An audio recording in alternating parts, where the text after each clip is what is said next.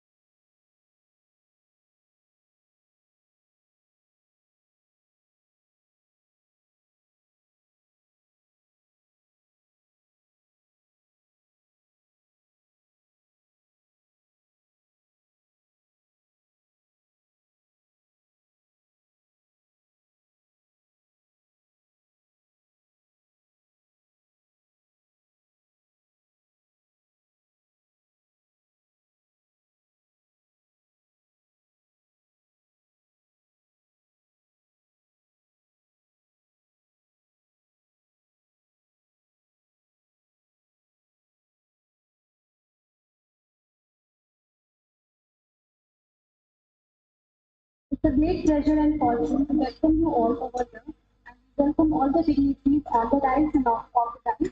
So here we are, here with us, here having Professor U.P. Singh, Sir, Chairman, Maharaj, Pro-Chancellor, Mahayogi, Gorakhnath University, Gorakhpur, and Major General Dr. Atal Bajpai, Sir, Vice Chancellor, Mahayogi, Gorakhnath University, Gorakhpur. The next dignitary to honor us is our Chief Guest, Dr. Chancellor, Director, IRRI, South Asia Regional Center. Sir forces the center activities with a leadership role in forging strategic alliances to create impact with the research and development agenda and to meet the emerging needs and expectations of all the farmers, consumers, stakeholders, etc. Next special guest on the dais is Dr. G.N. Singh, sir, ex-Chancellor of India, Advisor of Chief Minister of Uttar Pradesh. Sir is the Secretary cum Scientist Director of Indian Pharmacopoeia Commission and has been discharging the functions and duties of Chief Scientist and Executive Officer. Our next special guest is Dr. Vaidehi Pratap Shari, Agricultural Scientist. Sir has completed his doctoral and postdoctoral in agriculture from Japan and South Korea and has been practicing since years in laboratory of University Prague and others. And there are a number of national and international publications addressing Sir's hard work in great work in this field. So we are very glad to have you all here. Now to evoke the blessings of Almighty and purify the environment, I invite the singing group for Saraswati Vandana.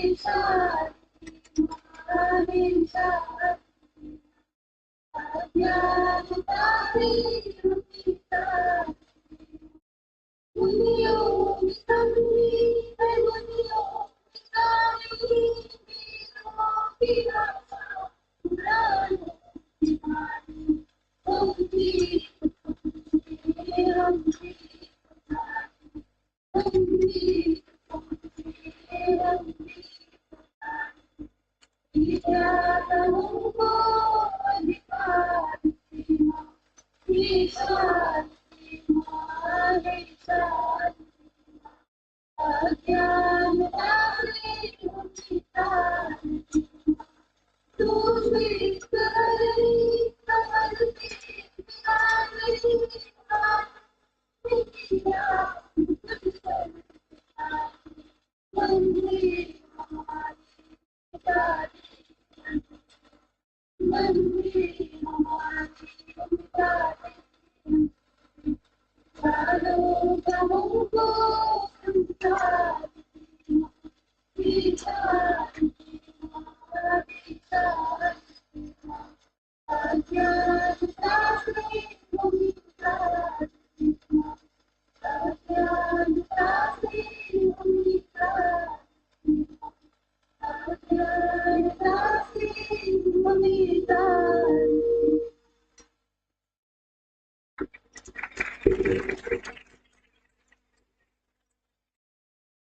Thank you so much, guys, for making the event blissful with your melodious voice and prayer. Now, with immense joy and exultation, I request our Pro-Chancellor, Professor U.P. Singh, sir, to honor our chief guest.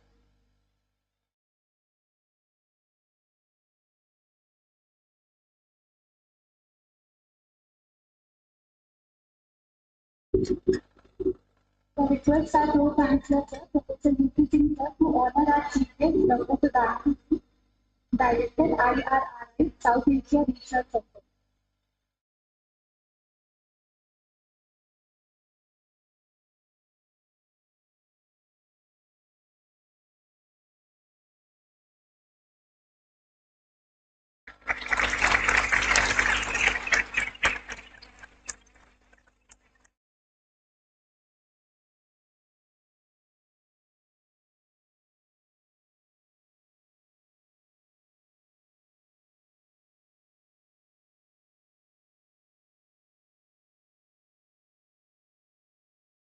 Now, our special guest, Dr. G.M. Singh, sir, Controller of India, Advisor of Chief Minister, Uttar Pradesh.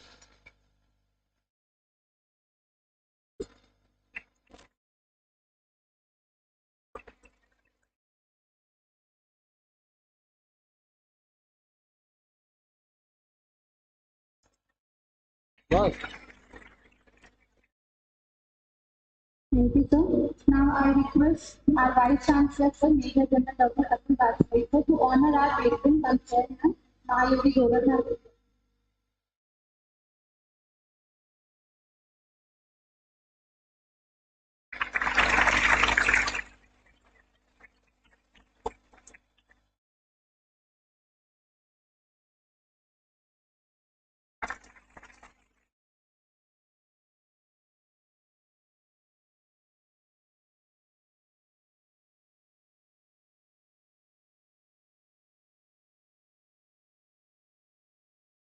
I request VC, sir, to please honor our patron, sir.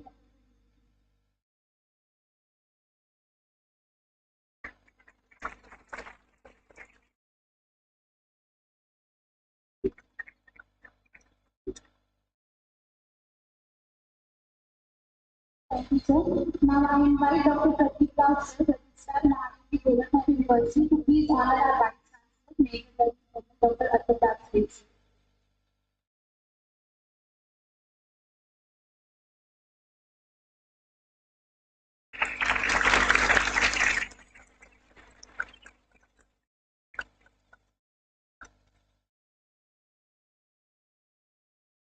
Thank you, sir. I feel immensely raptured to hand over this wonderful opportunity to welcome all the dignitaries and audience on behalf of the institution of the auspicious occasion. Now I invite Dr. P. Savita Ma'am, Principal, Shri Gorakhnath College of Nursing, for a welcome.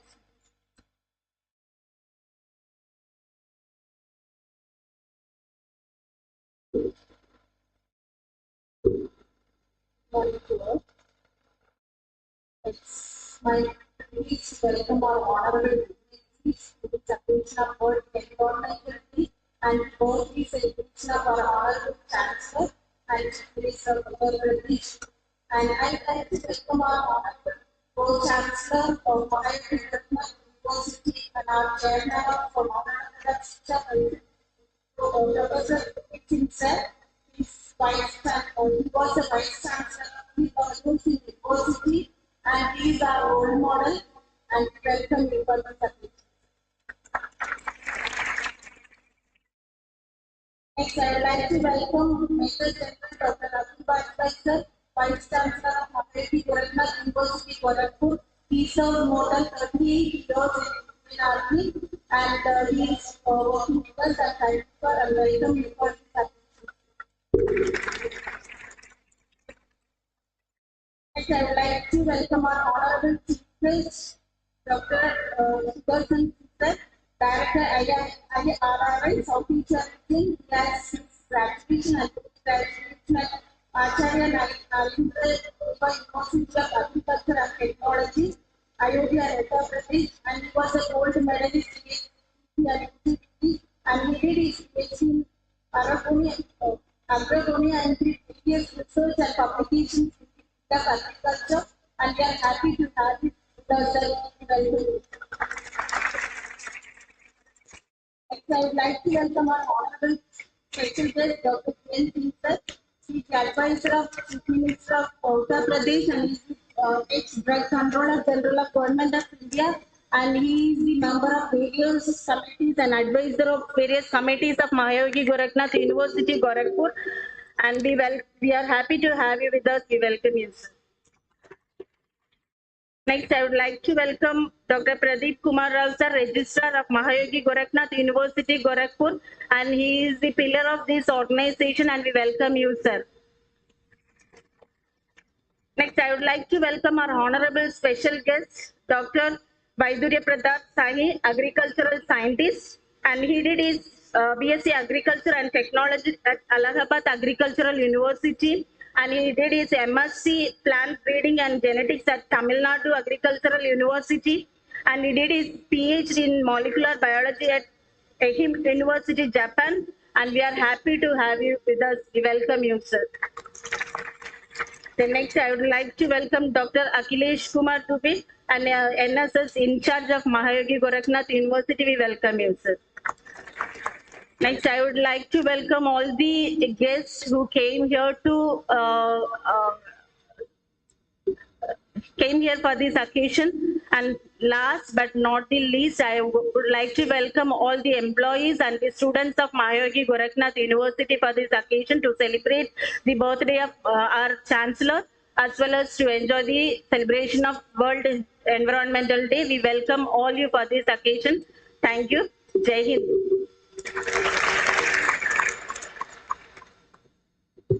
Thank you, ma'am. The environment is the biggest treasure of our life, and it is not only just plant and animals, but also human beings, the neighborhood, the institution which make up the character. Today is 5th June, World Environment Day, when the whole world rejoices to celebrate the environment where we are so intrinsic. And the environment is something that cannot be denied, and even the denial of the same will result in tremendous destructions too. So the statistic shows how population has increased because of the torture and negligence toward the environment that has resulted in own destruction. So we are the children of nature, and first and foremost duty lies in the protection of Mother Nature, without which it is impossible for us to thrive. So now I invite Dr. Akhilesh Kumar Dubey, sir, NSS in charge, Mahayogi Gorakhnath University, Gorakhpur, for pledging us with the oath.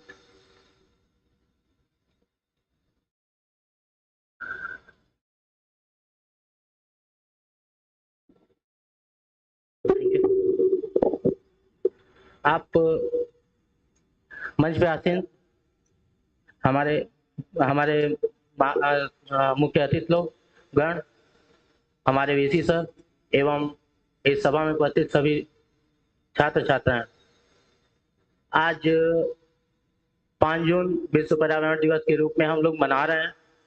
इसके लिए एक हम लोग life में एक प्रतिज्ञा लेंगे, शपथ लेंगे। इसके लिए आप सभी छात्र छात्रा सभी लोगों से निवेदन है कि आप लोग शपथ लेने के लिए स्टैंडिंग पोजीशन पे आ जाएं, खड़े हो जाएं।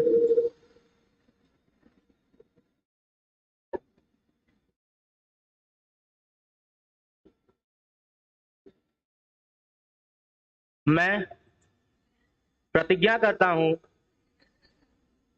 कि मैं पर्यावरण को बचाने के लिए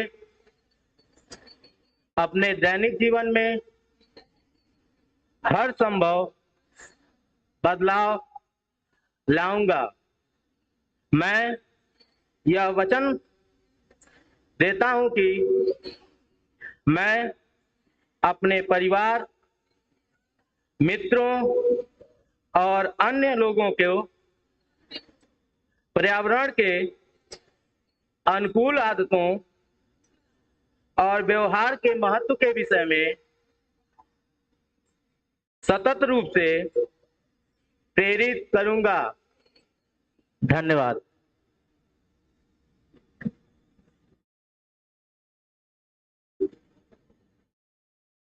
Thank you, sir.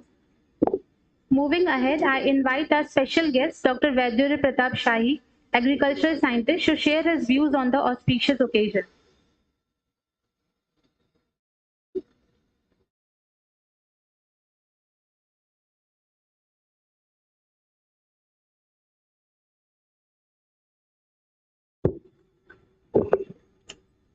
Thank you.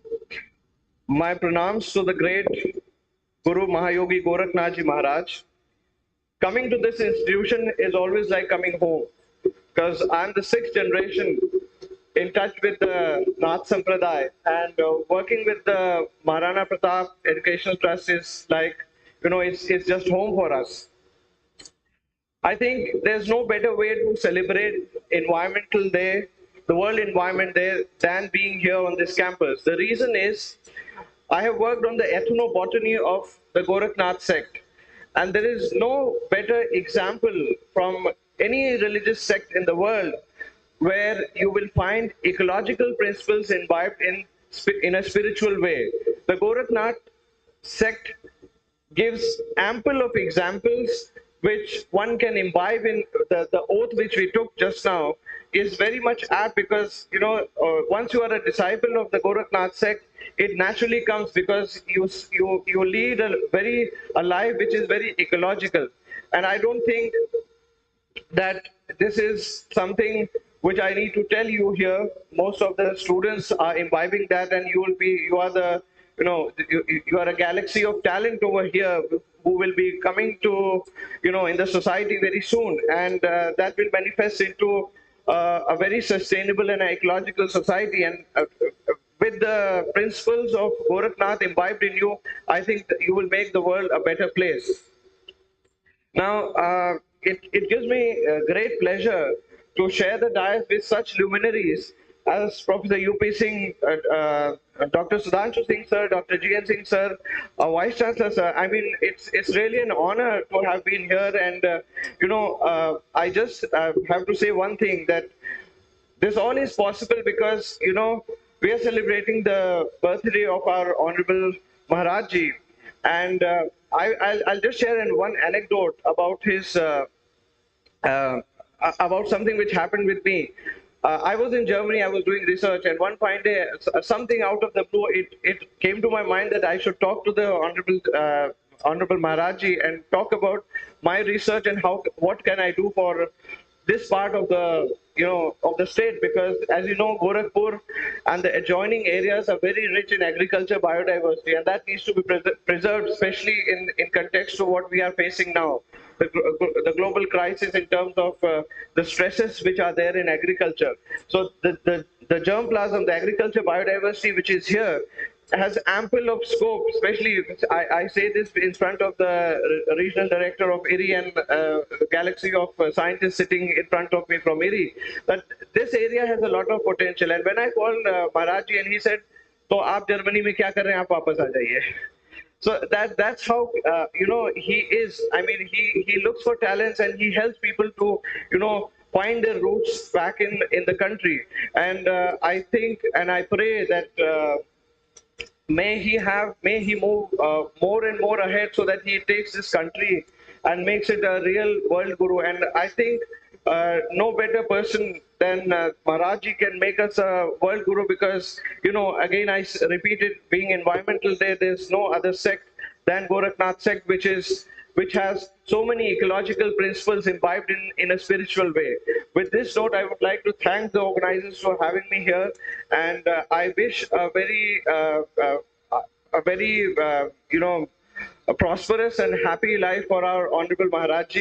And with due pranams to him, I thank you all once and again. Thank you.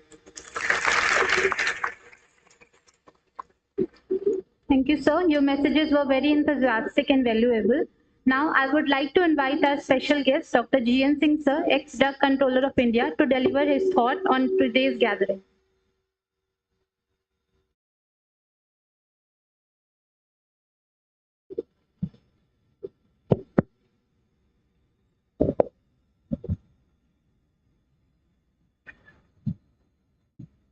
भगवान गोरखनाथ जी की पवित्र भूमि पर आज के शुभ अवसर दिन पे इस प्रांगण में जो हमारे बच्चे और बच्चियां बैठे हुए हैं, ये एक बहुत सौभाग्य का दिन हमारे लिए है।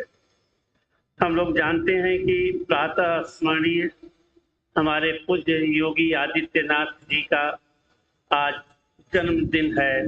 कि क्या सौभाग्य की बात है कि जो हमारा वर्ल्ड इन्वायरमेंट डे और माननीय योगी जी का जन्म कैसा भगवान ने संजोग बनाया है कि एक साथ है। आज प्रकृति भी उसके लिए अपने आप में निराली अपने को कर दी है। देखिए 5 जून का दिन है और आज भी बादल घेरे हुए हैं, चारों तरफ नमी है। ये बहुत ही शुभ द्योतक है कि आने वाला समय भारत के लिए बहुत ही उज्जवल और प्रतिभाशाली होने वाला है और आप उसके योगदानी होने जा रहे हैं। आज इस सभागृह में हमारे जो ऊर्जा देने वाले प्रोफेसर यूपी सिंह साहब हैं, जो इस उम्र में अनुभवों की खान है, इस विद्यालय को चलाने में, इसकी संरचना में, इसकी व्यवस्था में आपका अपूर्णीय हमेशा योगदान रहता है। सर, हम लोग आपके बहुत ही आभारी हैं। आज के मुख्य अतिथि हमारे जो बड़े ही अजीज हैं और जिनका हमेशा भारत के लिए एक विशेष योगदान रहा है, डॉक्टर सुधांशु सिंह जी। एक ही बार कहने पर आप यहाँ आए हुए हैं। इंटरनेशनल रिसर्च राइस इंस्टीट्यूट के आप निर्देशक हैं। आपने कई बड़े महत्वपूर्ण पदों पे काम किया हुआ है।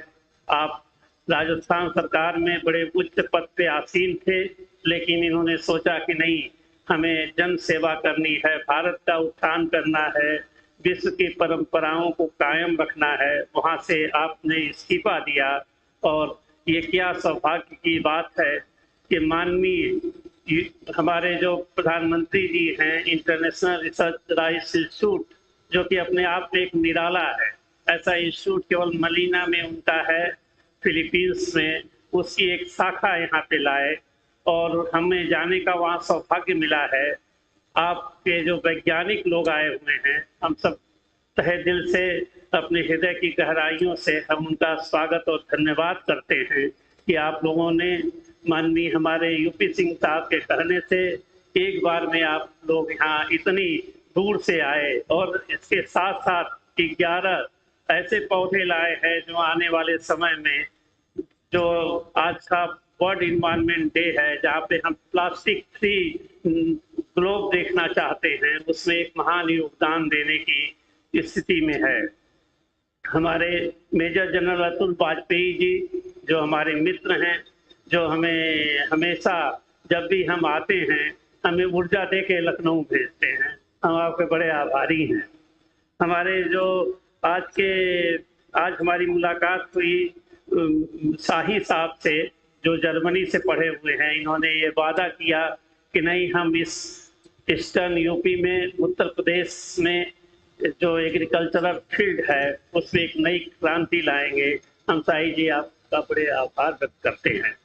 जो हमारी प्रिंसिपल साहिबा हैं, जो यहाँ की हमेशा जो सबसे अच्छे कामों में, DS अजीथा जी, जब भी आप लोग देखते हैं कि डिसिप्लिन के मामले में हमारे इस नर्सिंग कॉलेज के मामले में जो पिछले दिनों हम लोगों ने आके आपसे वार्तालाप की थी, हम आपका आभार व्यक्त करते हैं, उनके कर्मचारी का, उनकी टीचिंग फैकल्टी का और आप सारे लोगों का, जिन्होंने उत्तर प्रदेश के मैप में इस संस्थान को एक महान स्थान दिलाया है।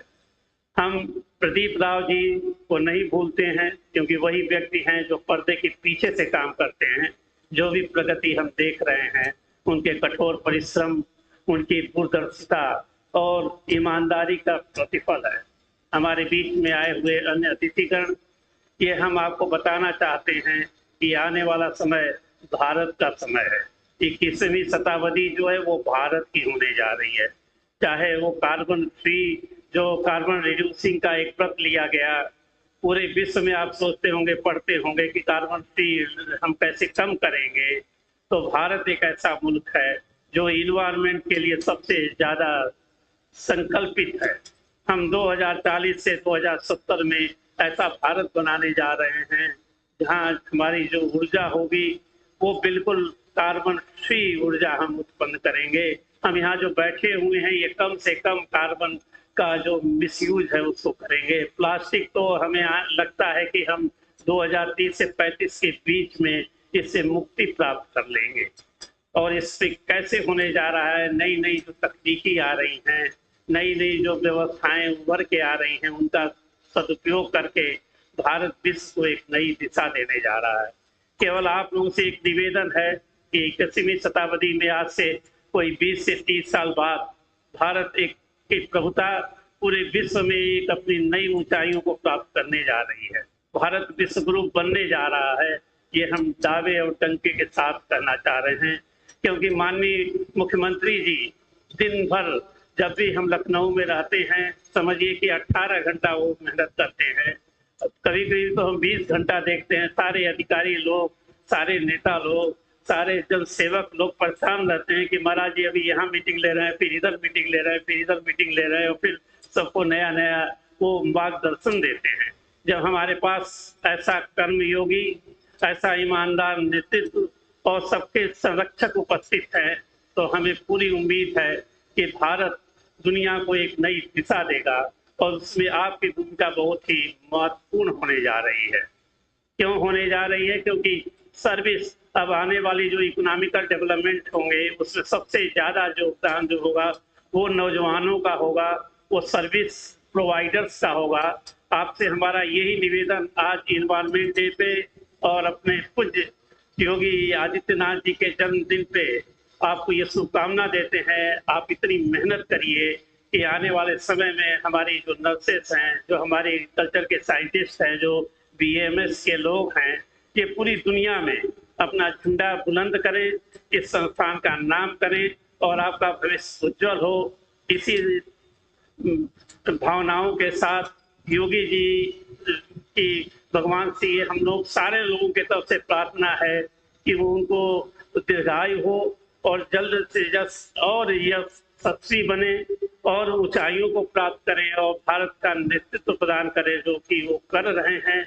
उत्तर प्रदेश को एक नया दिशा दिए हैं। उत्तर प्रदेश पूरे देश को, विश्व को एक नया मॉडल बनने जा रहा है। इसमें आपकी सहभागिता बहुत ही महत्वपूर्ण है। इन्हीं शब्दों के साथ आपके उज्जवल भविष्य की कामना करते हैं। धन्यवाद, नमस्ते। Thank you so much, sir. Now I feel extreme privileged to invite our chief guest, Dr. Sudhanshu Singh, sir, Chairman, Maharana Pratap Shiksha Parishad, and Pro-Chancellor, to enlighten us with the sparkling thought.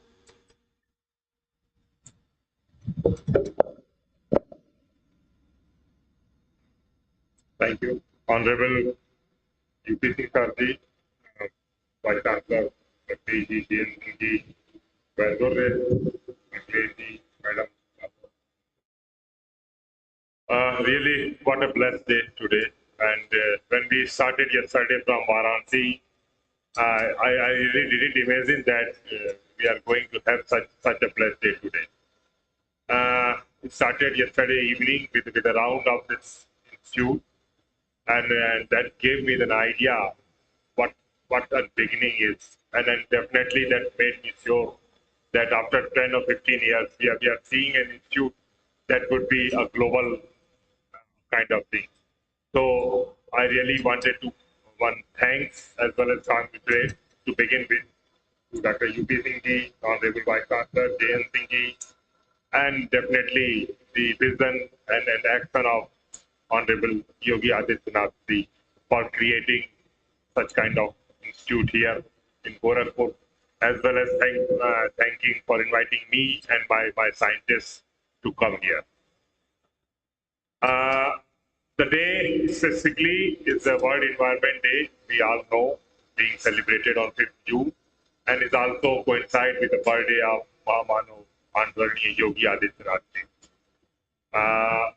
And then both, as Dr. Jain Singh has already told that next century would be this century would be the century of India.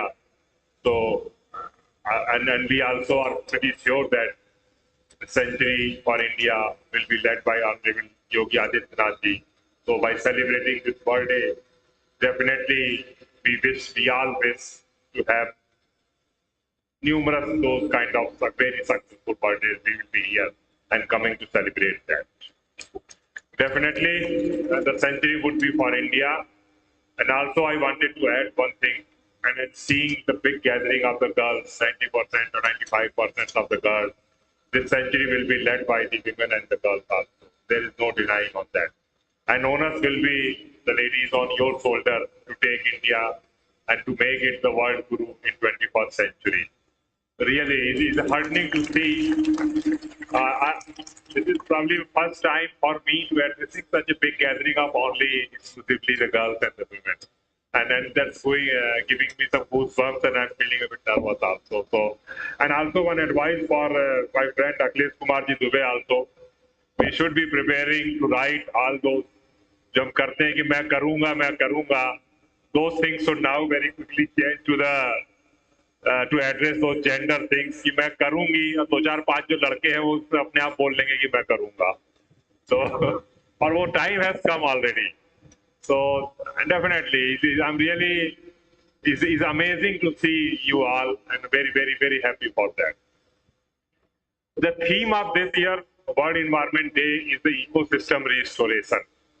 And what Honorable Jayan Singh sir has yesterday shown me around the lake, and what Yogi Aditynath ji has done in Gorakhpur, that's a clear-cut example of the ecosystem restoration. If you see the Ramgarh Tal, if you see the Tal neighboring to you, could be one of the best example in the world to celebrate the World Environment Day, and we are right here at the right place. Lot of things are happening, and all driven by the Mahayogi Aditynath ji vision and act. And if you see, UP has made a world record for the plantation. The biggest Ganga Expressway is the ecosystem restoration. Developing a highway across the Ganga, having 5 kilometers reserved for the natural or regenerative or organic farming, causing the least pollution.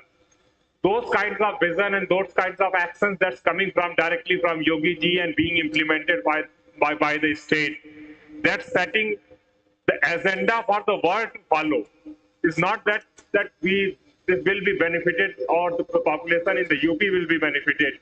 But of course, if you see after 4 or 5 years, world would come here to see how things are being planned, how cleverly things are being planned, how cleverly things or effectively things are being implemented, and what an impact of making on the ground these actions are impacted.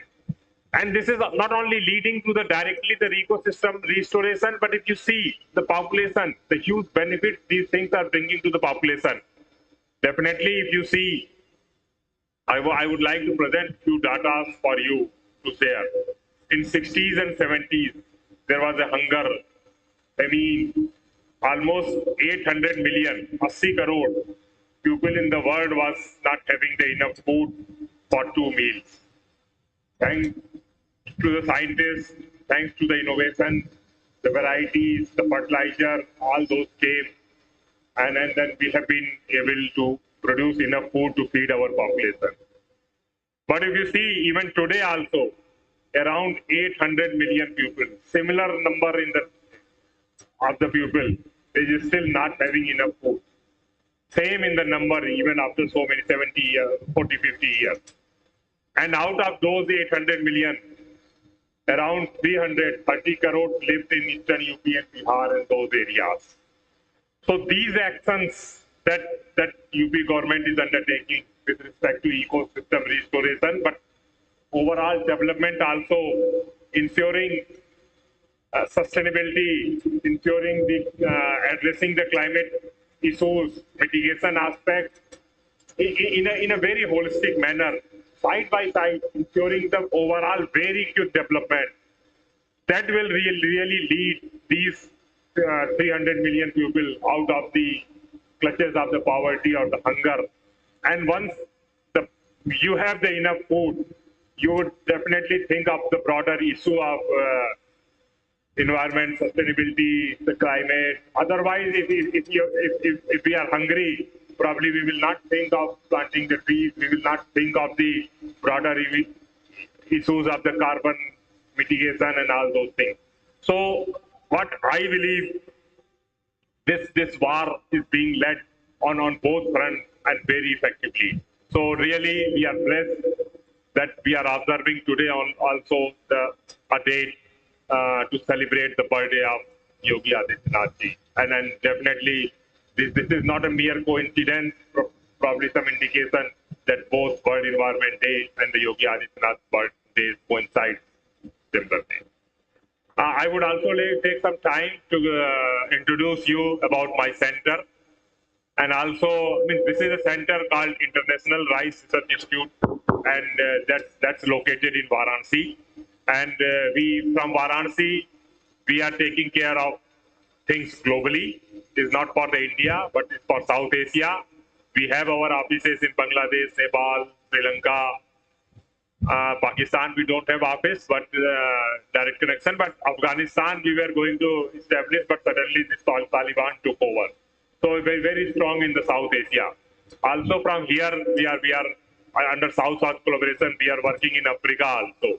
So I have the projects in South Asia, in Africa also, and being directly handled from Varanasi. Almost 120 scientists, and this is an institute where we are really aiming to recruit the girls and women also. So almost half of our scientists now, 40% are getting the women. We have a global scientist sitting out here, the Sinha. She is from Gorakhpur, and I especially called her. You can cheer the girl. She graduated from Gorakhpur University and working with ERI. She is now a global scientist of the biotechnology. And you know the global scientist means getting salary in the dollars also. So enjoying in India all those global benefits.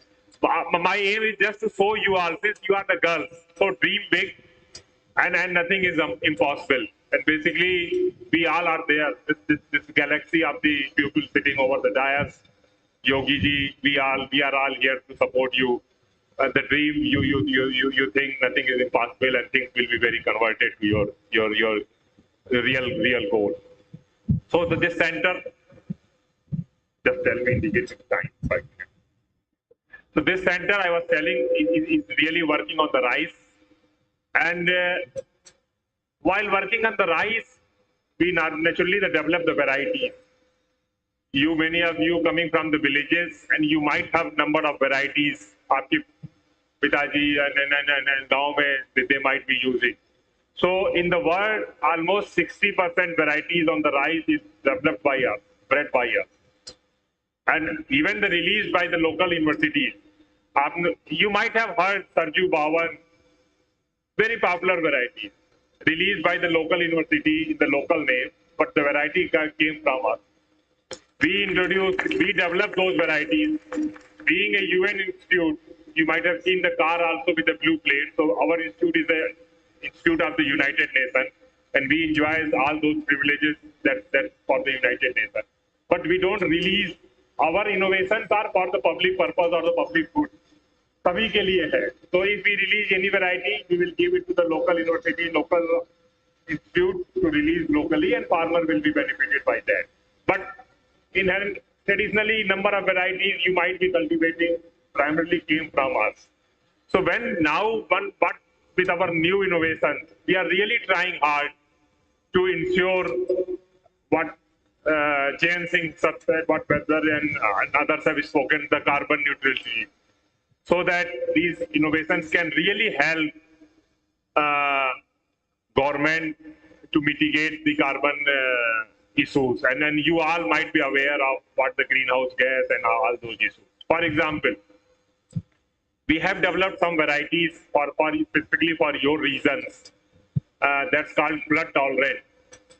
Rice normally cannot survive for 4 or 5 days if it is completely underwater.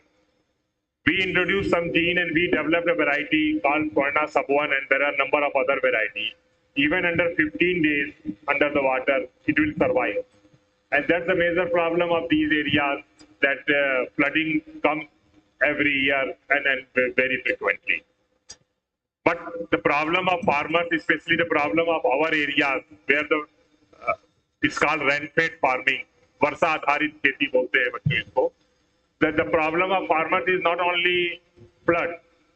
In the same season, flood will come and suddenly drought will also come, because there would be no rain for next 1 month time. And many a time I say normally for the farmers, the most difficult work is the rain-fed farming, where he doesn't have or she doesn't have the support of the insured irrigation and then have to rely on the rainfall. And that's one example I would like to quote. We introduced this Swarna Sub-1, that is flood tolerant varieties, first time in 2011-12 in Odisha. Very small. Would you like me to speak in Hindi or in English? Both. So very small amount of seed we introduced in one state in Odisha to a farmer in thousands of hectares. And there was a big flood in 2012. And all the fields up to a 1,000 hectare area of rice was destroyed. Only the seed we provided of Swarna Sub-1 that could survive. And that was our innovation. And fortunately, my PhD was on Swarna Sub-1 in 2005. Paper was published in the Nature, that is world best paper, but that's probably Weather might be doing. So really very excited. So we decided to have a board meeting there.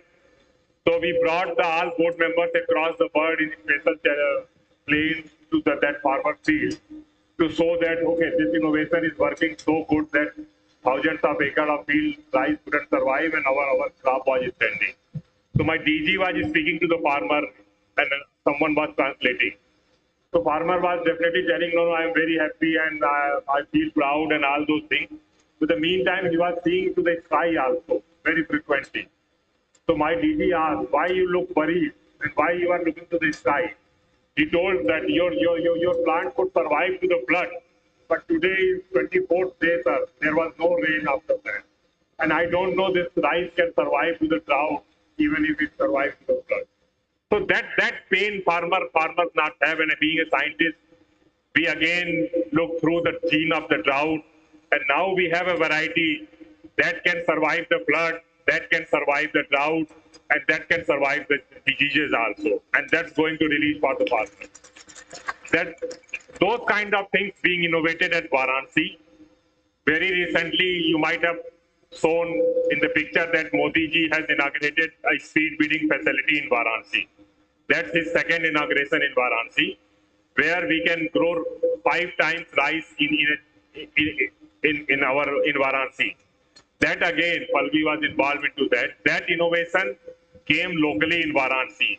The team conceptualized this, discussed with the scientists from NASA, discussed with the scientists globally, developed the concept and erected that facility. And then we brought Prime Minister Modi to inaugurate it. Now my headquarter is replicating the same. And my DG told that so far those innovations were coming from headquarter or coming from US and America to the India. This is the reverse kind of innovation that's going from Varanasi to globally. So the vision for this institute that I'm going to set for you, let's innovate for the world and make, as Jain Singh has already told me yesterday or today also, the aim and vision of this institute is after 20 years to make it really a global kind of institute. And you see in the US, my son is in US, and a lot of big lakes are there besides the university campus. And you are fortunate to have a land, all kind of infrastructure, the staff water facing to the lake. There is already a big lake in Gorakhpur. So I do see after 20 years, this institute will be one of the state-of-art institutes that can lead the things globally. Again, your KVK, UP Singh has vision for that. And as I ISAC director, I ensure that you, as well as the university also, in this year itself and in years come, you will see a lot of support coming from ISAC. And we will handhold this KVK and this institute and shall be coming time and again. Thank you again. And again, let's have a big cheer for Yogi Aditynath ji for his birthday. And let's have a play to celebrate this World Environment Day. Not only today, but keep the things in the mind overall 24/7, how to make the best and how to contribute even minutely while observing the cleanliness, while observing the having some plantation in our neighborhood, our kitchen garden to make and celebrate birthdays throughout the year. Thank you.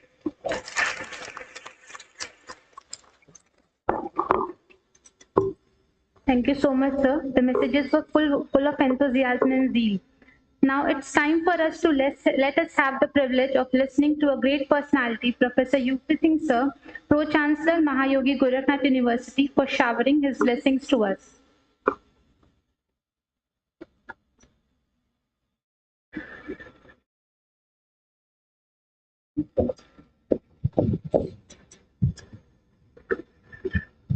आज एक बहुत ही महत्वपूर्ण दिन है, विश्व पर्यावरण दिवस। और परम पूज्य महाराज जी जो इस विश्वविद्यालय के संस्थापक और कुलाधिपति हैं, इन्होंने इसके अलावे और भी एक विश्वविद्यालय की स्थापना की है। आवासीय विद्यालय हम जानते हैं, आयुष विश्वविद्यालय। शिक्षा के क्षेत्र में जिनका महान योगदान है, संस्कार के क्षेत्र में जिनका महत्व योगदान है, ऐसे परम पूज्य महाराज जी का आज जन्मदिन भी है। ऐसे महत्वपूर्ण और पवित्र दिन पर जो आज यहाँ एक कार्यक्रम रखा गया है, उस कार्यक्रम में मुख्य अतिथि के रूप में उपस्थित विश्व के एक माने जाने कृषि वैज्ञानिक और जो इंडियन राइस रिसर्च सेंटर का केंद्र जो एशिया का है, एशिया के दक्षिण क्षेत्र का है, उसके निदेशक, माननीय निदेशक श्रद्धेय डॉक्टर सुरातू सिंह जी हैं, सौभाग्य से आज हमारे बीच में हैं। मैं उनका स्वागत अभिनंदन करता हूँ। डॉक्टर DN सिंह हमारे संस्थाओं के दिल और दिमाग दोनों में रहते हैं। उनकी गौरवमयी उपस्थिति भी को भी हम प्रणाम करते हैं और उनका स्वागत करते हैं। डॉक्टर वैद्योदय प्रताप शाही जी इसी क्षेत्र के माने जाने कृषि वैज्ञानिक हैं, इसी क्षेत्र के रहने वाले हैं, माने जाने तो अखिल भारतीय स्तर के हैं। उनका भी स्वागत करता हूँ। आए हुए समस्त कृषि वैज्ञानिकों का मैं स्वागत करता हूँ। स्वागत हो चुका है माननीय कुलपति महोदय द्वारा, लेकिन जब मैं यहाँ खड़ा होता हूँ तो लगता है कि कुलपति होने के अलावे, ये विश्वविद्यालय के अलावे एक और बहुत व्यापक क्षेत्र है महाराणा प्रताप शिक्षा परिषद का। तो महाराणा प्रताप शिक्षा परिषद की ओर से भी सबका स्वागत होना चाहिए, इसलिए मैं एक सब कह रहा हूँ। बंधुओं,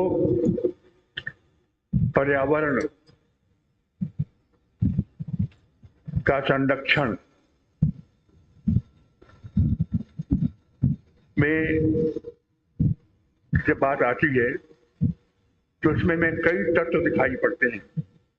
अगर भारतीय परंपरा के हिसाब से भी देखा जाए, पुरानी परंपरा के हिसाब से देखा जाए, तो इसमें कई तत्व दिखाई पड़ते हैं।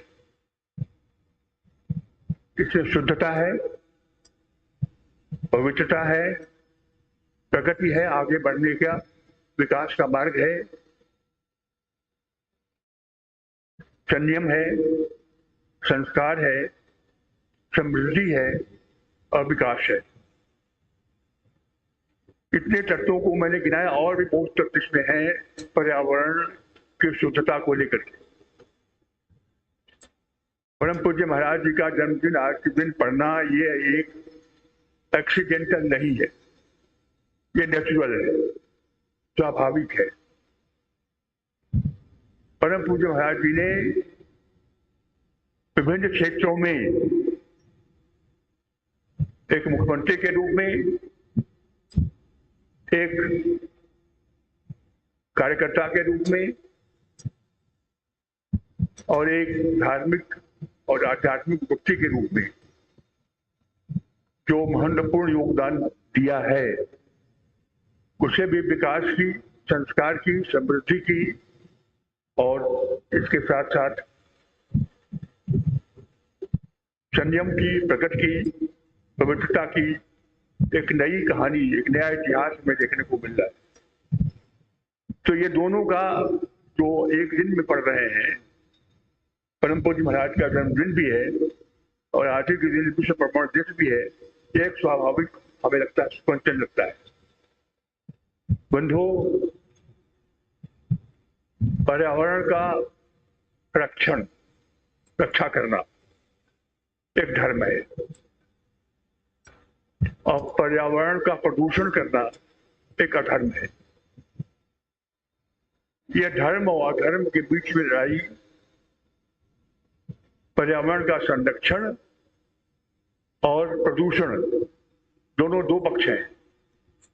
ये धर्म और अधर्म, रक्षण धर्म, प्रदूषण अधर्म, ये धर्म और अधर्म लड़ाई लंबे अरसे होती चली आ रही। और जब इस धर्म और अधर्म लड़ाई की बात हम करते हैं तो हमें महाभारत का क्या याद आता है। जो भी धर्म और अधर्म की लड़ाई थी, धर्म और अधर्म की लड़ाई थी, वो भी थी। एक छोटी सी कहानी मान लीजिए, कि मुद्दती मान लीजिए या एक सत्य मान लीजिए, विवरण हमें आता है कि जब धर्म और अधर्म के बीच में, यहाँ धर्म का मतलब पर्यावरण का रक्षण, अधर्म का मतलब पर्यावरण का प्रदूषण,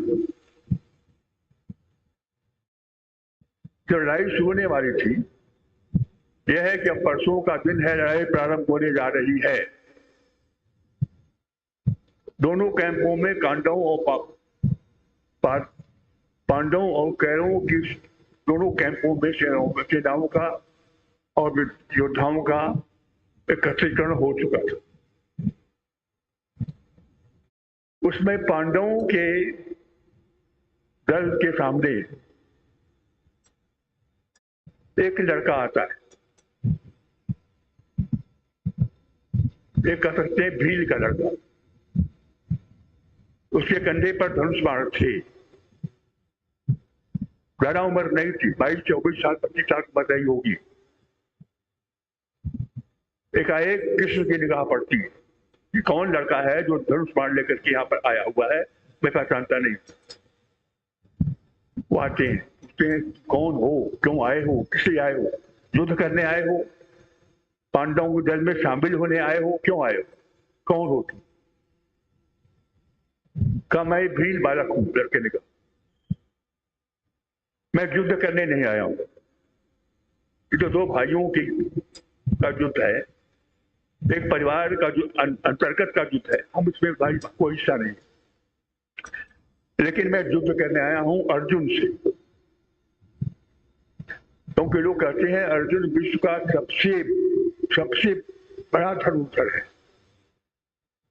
तो मैं दिखाना चाहता हूं कि मैं उससे भी बढ़कर धनुर्धर हूं, मैं उसको परास्त करना चाहता हूं, मैं उसको चुनौती देने आया हूं यहाँ पर उससे लड़ने के लिए।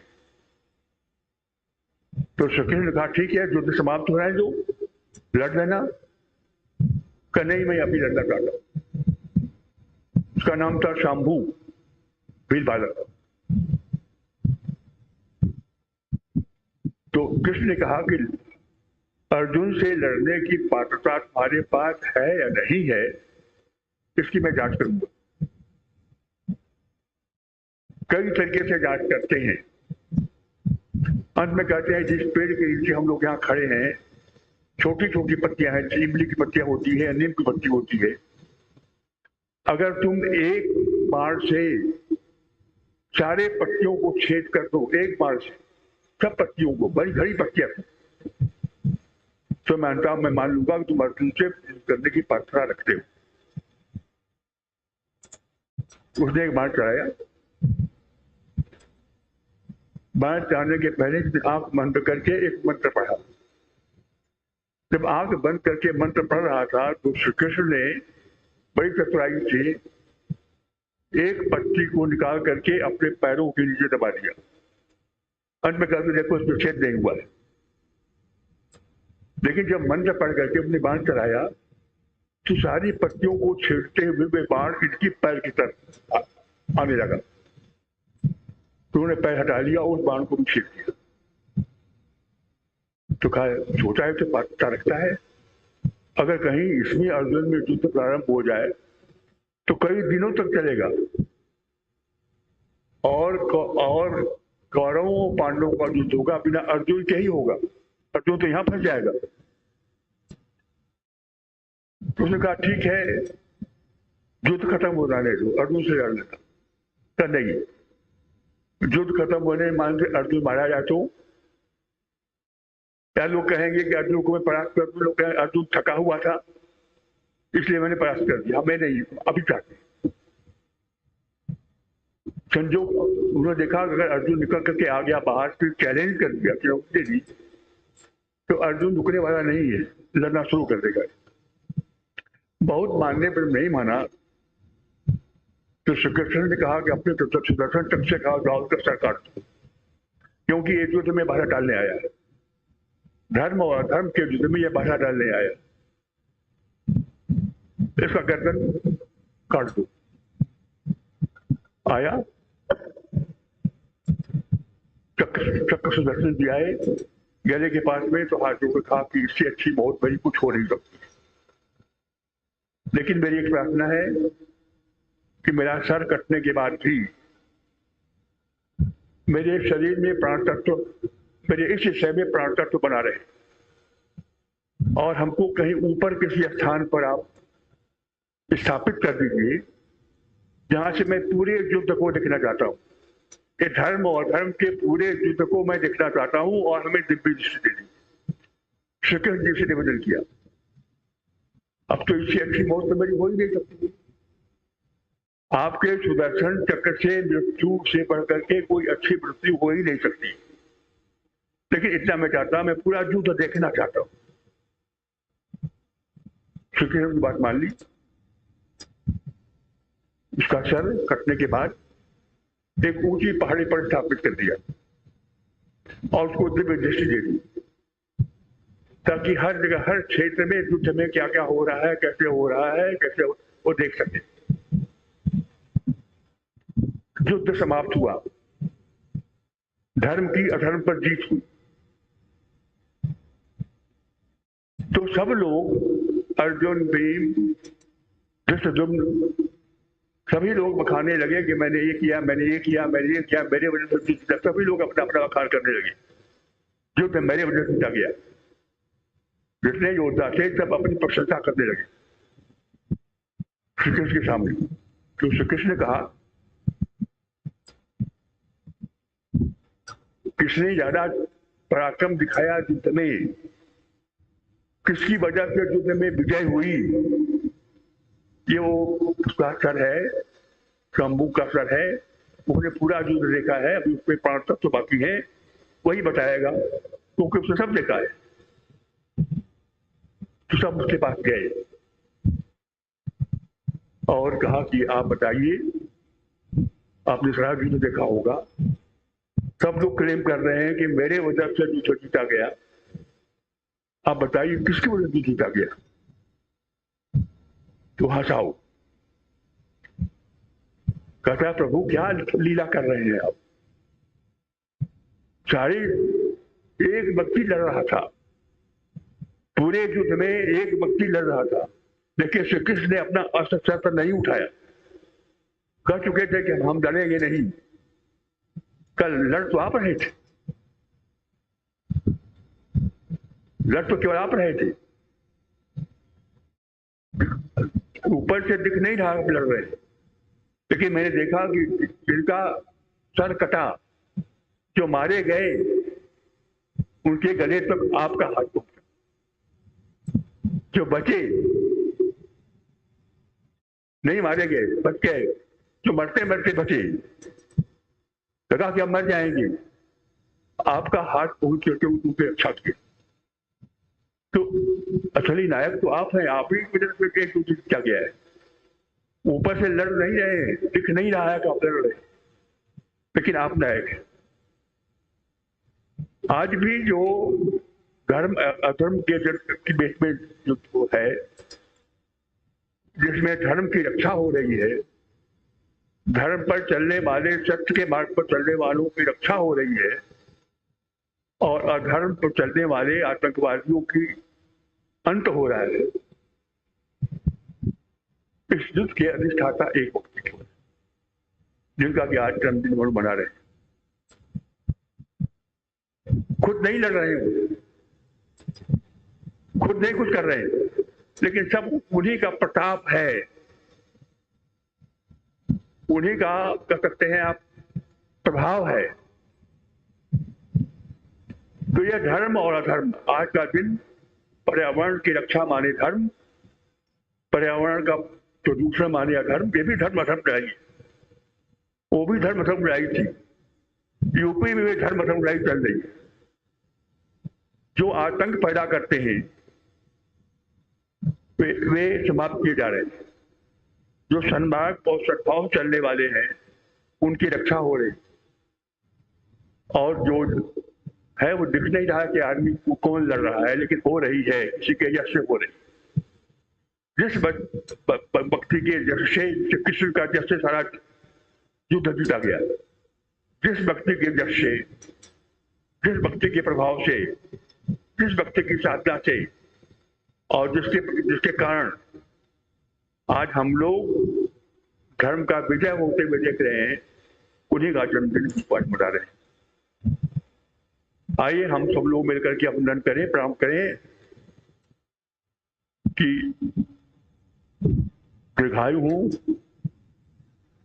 और हम लोगों का, पूरे समाज को, मैं ये राजनीतिक बात नहीं कर रहा हूं, पूरे समाज का, विश्व के पूरे समाज का जो आज मार्गदर्शन उनको मिल रहा है, केवल यूपी में नहीं, केवल भारत में नहीं, कई देशों के लोगों ने कहा है कि काश योगी जी हमारे यहाँ प्राइम मिनिस्टर होते।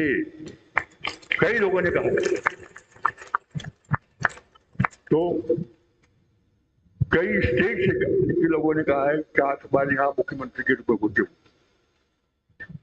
तो धर्म और अधर्म के युद्ध में हमारे आराध्य हैं, हमारे जो पूज्य हैं, जिनके नाते हम अपने को धर्म के मार्ग पर चलते हुए अपनी रक्षा कर पा रहे हैं, उनके जन्मदिन के अवसर पर मैं अपनी ओर से, आप सबकी ओर से प्रणाम करते हुए अपनी बात को समाप्त करता हूँ।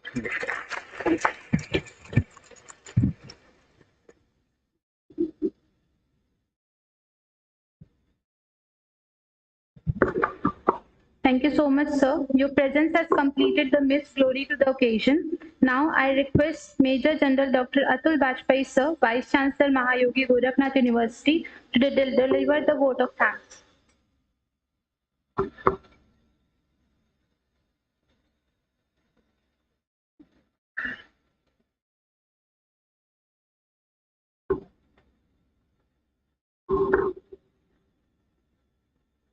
आज परम पूज्य महाराज जी का जन्म दिवस है। महाराज जी जब आते हैं गोरखपुर में, जब मंदिर परिसर में आते हैं, तो गौशाला की जो गाय हैं वो सब इकट्ठी हो जाती हैं और एक तरीके से हिनहिनाने लगती हैं। आपने देखा होगा, फोटो में भी देखा होगा कि जब वहां से पास से निकलते हैं गौशाला के पास से, तो उनकी शरीर की जो स्मेल है, जो उनके भाव हैं, उससे ज्यादा उनके जो विचार हैं वो उन गांव को, गाय को पहुंचते हैं और गाय सब उनके साथ साथ बाउंड्री वॉल के साथ साथ चलने लगती हैं। और कोई गाय जिसको महाराज जी के हाथ का गुड़ मिल जाए वो अपने को बहुत भाग्यशाली समझती है। ऐसे गोरक्षक महाराज जी हैं हमारे। उन्होंने उत्तर प्रदेश में गाय को बचाने के लिए एक बृहद आंदोलन चलाया, जिसके बारे में आप सब लोग जानते हैं। लेकिन इसके अलावा एक कालू करके एक है स्टे डॉग, देशी कुत्ता, वो भी जब महाराज जी की गाड़ियां आनी चालू होती हैं तो वो भी खुशी से नाचने लगता है। और कालू को आप लोग, कुछ लोगों को फोटो जागरण वगैरह न्यूज़पेपर में कालू की फोटो भी देखी होगी, महाराज जी के साथ खुशी से खेलते हुए। एक बिल्ली है जो अपने आप को सबसे अधिक मठ में ऊंचे पद पे अपने आप को मानती है। जब महाराज जी आते हैं तभी वो फर्स्ट फ्लोर पे आती है और तब आके उनकी गोद में बैठ जाती है। इसके अलावा वो फर्स्ट फ्लोर में आती नहीं है। एक बार महाराज, मैं जब नया नया यहाँ पे आया था, एक जगह हमने देखा था चींटी काफी घूम रही थी। तो कोई भी नई बिल्डिंग में जब चींटी लगती है तो डर लगता है कि कहीं बिल्डिंग को खराब ना कर दें, चोट ना पहुंचा दें, नुकसान ना कर दें, गिरा ना दें। तो हमको याद है, हमने महाराज जी को बताया कि इसमें चींटी लग रही है और हम ऐसे इनका इलाज कर सकते हैं। हमको याद है वो दिन जाड़े का दिन था और उन्होंने चींटी का एनवायरनमेंट के ऊपर महत्व क्या होता है वो अच्छे से समझाया, बताया कैसे ये नॉट ओनली प्रेरणा की स्रोत है बल्कि एक एनवायरनमेंट है वो कैसे मेंटेन करती है। आपका बगल में फर्टिलाइजर प्लांट है, बहुत पहले चल रहा था ये, और ये नेफ्था बेस्ड था। और नेफ्था बेस्ड होने के कारण पॉल्यूशन काफी होता था। ये जो आपकी लेक इतनी सुंदर लेक हो रही है धीमे धीमे, ये काली रहती थी लोग कहते हैं, क्योंकि मैं नेफ्था का जो भी बचता था इसी लेक में प्रभावित किया जाता था और नेफ्था के कारण लेक काली हो गई थी। उन्होंने पूरी टेक्नोलॉजी बदल दी इसकी और इसको गैस बेस कर दिया, मीथेन बेस कर दिया। और आज आपको पता भी नहीं लगता कि विश्व स्तर की एक फर्टिलाइजर फैक्ट्री आपके बगल में काम कर रही है। जहां से हमेशा स्मेल आती रहती थी, आज वहां से कुछ साउंड तक नहीं आ रही है। यह महाराज जी का कमाल है। आपका यूनिवर्सिटी कैंपस केवल डिजाइन हुआ है पेड़ों को देख के। जो पहले पेड़ बने हुए थे, स्ट्रिक्ट ऑर्डर है हम लोगों को कि किसी भी कीमत पे किसी भी पेड़ को क्षति ना हो। इसलिए आप देखते होंगे कई सड़क टेढ़ी मेढ़ी बनी है। ये इसलिए नहीं बनी कि हम लोगों ने बनाई है, ये इसलिए था कि वहां कोई पेड़ है तो उस पेड़ को बचाने के लिए हम लोगों ने किया। तो और आज एनवायरमेंटल डे भी है, विश्व पर्यावरण दिवस। तो प्रथम तो मैं यूनाइटेड नेशंस को धन्यवाद देता हूं कि उन्होंने महाराज जी के दिन को, जन्म दिवस के अवसर को विश्व पर्यावरण दिवस के रूप में चुना, जो सबसे अधिक इसके लिए जानकार व्यक्ति हैं और इसके लिए तन मन धन से समर्पित हैं एनवायरमेंट के लिए। आज हमारे रेड़ा के शोध प्रोफेसर यूपी सिंह सर हैं यहाँ पर हम लोग के बीच में, और उन्होंने जिस तरह से हम लोग को जानकारी दी, मैं उनका बहुत बहुत आभार प्रकट करता हूं। और जो पूरा कार्यक्रम है वो आप ही की अध्यक्षता में हुआ। यहाँ तक कि आपको बता दें क्यों उन्होंने इस जगह को चुना। क्योंकि इसमें इस डोम के मारे नेचुरल लाइट आए, तो इसमें यूपी प्रोफेसर साहब का एक बड़ा योगदान रहा है। इन्होंने बहुत डिस्कशन के बाद किया था कि इतनी हमारी लाइट बचेगी, और ये भी इन्वायरमेंट के लिए बहुत ही अच्छा काम किया है। हमारे बीच में हमारे chief guest doctor Sudhanshu Singh ji, जो राइस कल्टीवेशन के ऊपर, राइस की रिसर्च के ऊपर विश्व प्रसिद्ध साइंटिस्ट हैं। और जैसा कि उन्होंने बताया कि अब हम लोग विश्व को राइस की टेक्नोलॉजी इंपोर्ट नहीं एक्सपोर्ट करने की कंडीशन में आ गए हैं, वो पूरा विश्व हमारा लोहा मान रहा है। हम आपका बहुत बहुत धन्यवाद देते हैं कि अपना कीमती समय हम लोग को दिया, और आगे भी गाइडेंस देते रहेंगे, जिससे कि हम लोग भी इस दिशा में आगे काम कर सके। आगे मैं प्रोफेसर डॉक्टर जीएन सिंह का बहुत बहुत धन्यवाद देता हूं कि उन्होंने अपने बहुत बिजी शेड्यूल से समय निकाला और यहाँ पर इस सभा में आए। सर के बारे में कुछ भी बताना उचित नहीं होगा, क्योंकि सर एक हमारी संस्था के अभिन्न अंग हैं। हर चीज के लिए मैं सर के पास भाग के जाता हूं, और सर हमेशा हमारी कोई भी दिक्कत होती है उसको पूर्ण करते हैं।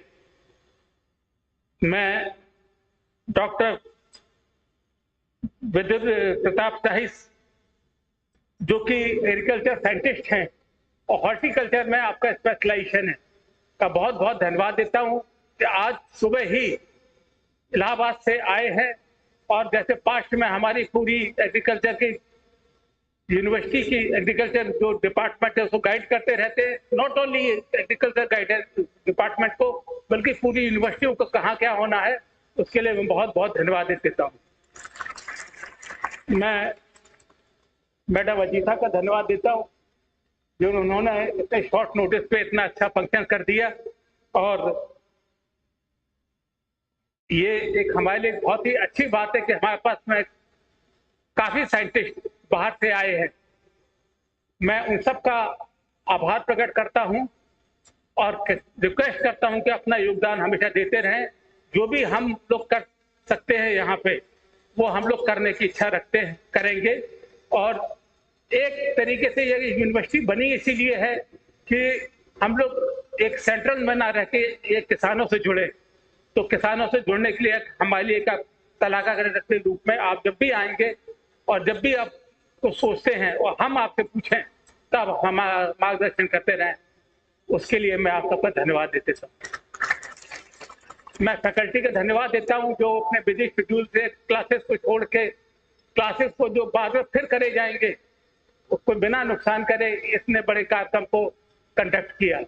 और सबसे अधिक धन्यवाद मैं बच्चों को देता हूँ, जितने प्यार से सुबह से बैठे हुए हैं सुनने के लिए और दौड़ दौड़ के सारा कार्यक्रम को ऑर्गेनाइज कर रहे हैं। मैं फिर से सबको धन्यवाद देता हूँ। और स्पेशल धन्यवाद मैं डॉक्टर प्रदीप राव को देता हूँ। जैसा बताया डॉक्टर जीएल सिंह साहब ने, के पर्दे के पीछे से अभी दिख नहीं रहे कहाँ छुपे बैठे हैं, लेकिन छुपे कहीं बैठे होंगे। और उनका बहुत बहुत धन्यवाद, जो बिना हम लोग किसी को टेंशन में डाले सारा कार्य करते हैं। जय Hind.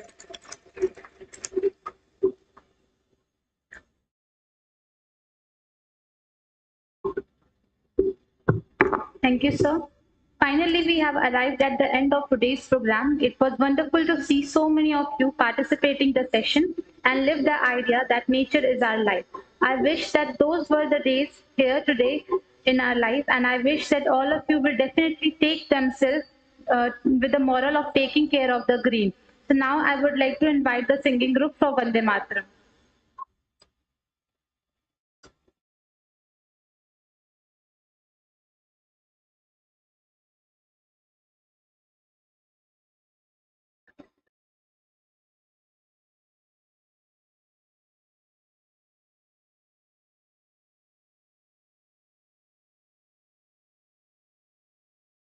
Vande Mataram,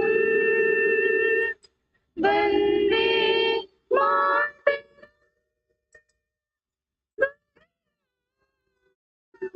Sukla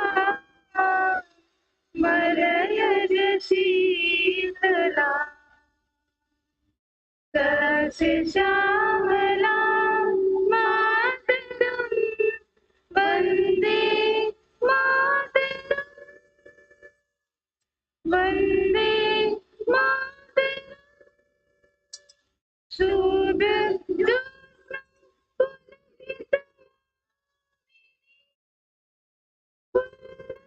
Sumit ध्रुवदल शोभिनी Suhasini सुमधुर भासिनी सुखदाम वरदाम मातरम वंदे मातरम वंदे मातरम कोटि कोटि गंधा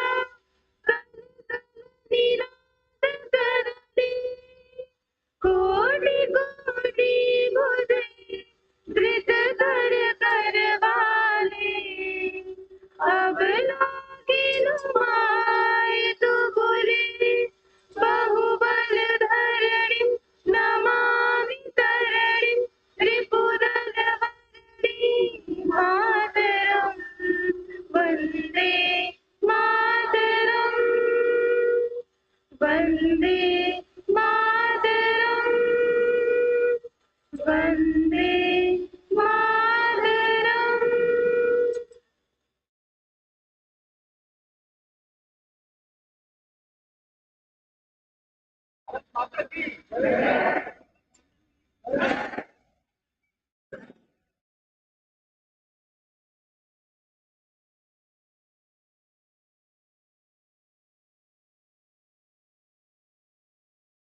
आप बैठे खड़े रहिए, खड़े रहिए कुछ 1 मिनट।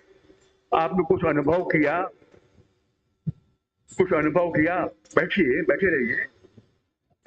देखिए, जब हम लोग आए तो बड़ी धूप थी। जैसे जैसे पूज्य महाराज जी के कृष्ण व्यक्तित्व का हम लोग स्मरण करते गए, उनकी कृपा से मौसम ठीक हो गया, ताकि मेरे जैसे बूढ़ों, आप ऐसे बच्चों और नवयुवकों को कष्ट न होने पावे। ये सब खुदी की कृपा, महाराज की कृपा है। मौसम उन्होंने, वातावरण है ना, पर्यावरण दिवस है, तो पर्यावरण को इतना शीतल कर दिया इस समय, कहीं न कहीं पर वो है। इसके लिए मैं एक बार फिर उनका और आप सबका अभिनंदन करता हूँ।